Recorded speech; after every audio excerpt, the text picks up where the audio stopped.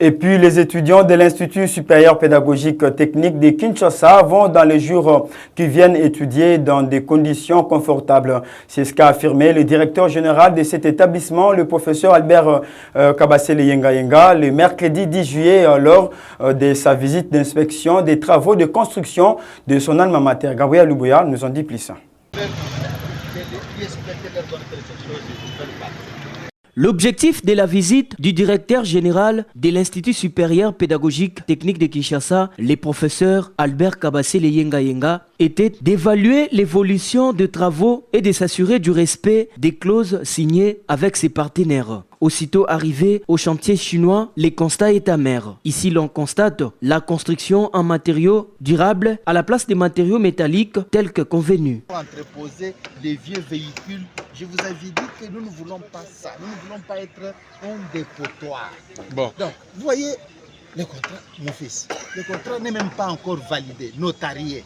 Il est encore en discussion. Et c'était des entrepôts, vous commencez à faire des structures solides. Pour notre banque, nous, on n'avait pas demandé deux niveaux. C'est-à-dire que c'est une petite banque dans le coin. Et maintenant, je vois, derrière notre banque, merci pour la banque, mais vous nous mettez déjà une structure en étage. Le DG n'a pas de chambre à coucher, n'a pas de secret. Moi, je travaille ici pour la République. J'engage le gouvernement et le chef de l'État. Je ne peux pas trahir la République. La spoliation est interdite. Vous, en tant que représentant des étudiants, avec mon conseiller aux infrastructures qui est Kalala, suivez-moi ces dossiers. Je ne veux plus ici une structure métallisée forte. Donnez le rapport à votre hiérarchie et j'écris une lettre contre eux.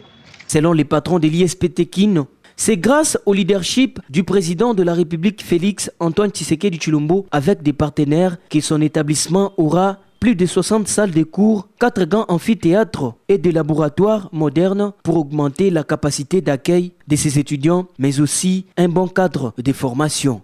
Je suis un peu mécontent de voir nos amis chinois à côté qui ont, eux, un contrat de location. Il ne leur était pas permis de faire des matériaux durables. Et lors de mon voyage en Europe pendant 1 mois seulement, je reviens, je trouve qu'ils ont dupé tout le monde. Ils construisent un matériau durable et c'est sans appel, dans le strict respect de la loi et de la vigilance de l'actuelle ministre de l'enseignement supérieur universitaire, la professeure Madame Sombo. Je suis dans l'obligation de résilier les contrats avec les Chinois parce qu'ils sont allés au-delà de ce qu'on s'était entendu. C'est cette surveillance qu'il nous faut pour protéger la République et former la jeunesse. Ah ben les financements, c'est de la tête qui fonctionne.